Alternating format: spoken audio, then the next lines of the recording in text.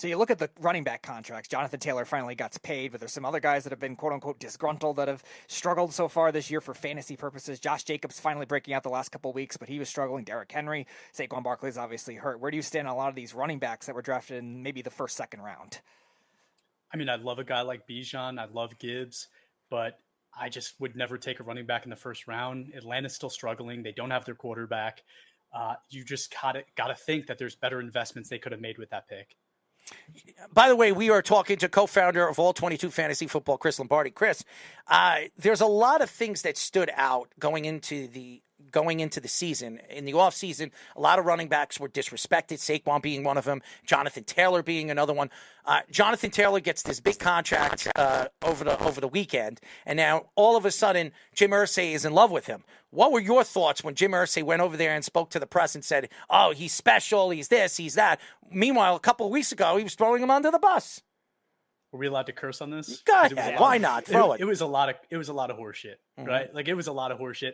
He pays his running back, and then his backup running back goes up for 150 yards. Yeah, something crazy and ridiculous. So I get the guy needs to kind of eat it and just be a good team player out there. But I would have never made that deal. Again, I'm not on the running back bandwagon. I think that you got to go and find the other guys first. Anthony Richardson, yes, he looks promising, but there still are a lot of holes on that team, and you got to think that money could have been spent better elsewhere. The Chicago Bears threw Justin Fields under the table or whatever on the train tracks and pretty much said, you know what, he's not the future quarterback of our organization. We might be looking in the draft this offseason for the next quarterback of this organization. Meanwhile, they built the team around him. They went in free agency. They went into the draft to find offensive linemen to protect this guy. They haven't done enough. The last 2 weeks, fantasy-wise, this guy is exploding. And this guy, to me, is one of the most elusive and more overall talented quarterbacks. And now you see him have a guy like DJ Moore that he can throw to. When he could figure that out, and with Kmet and all the different weapons that he has, this team, this Chicago Bears offense could be more explosive than anybody thought. What are your thoughts on Justin Fields? Do you think he's the future of the Chicago Bears? Do you think the Chicago Bears made a mistake throwing him under the bus?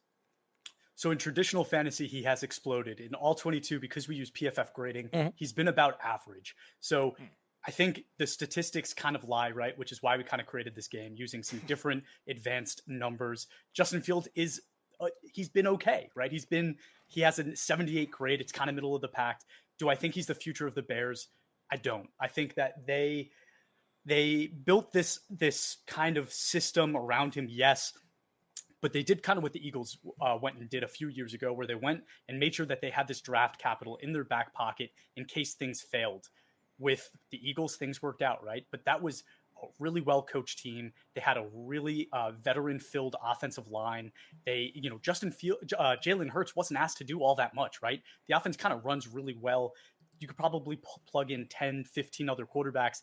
Not that they would do as well as he is doing, but they do okay, right? That offense would still be successful. Justin Fields is not being given that opportunity, and that situation is not nearly as good.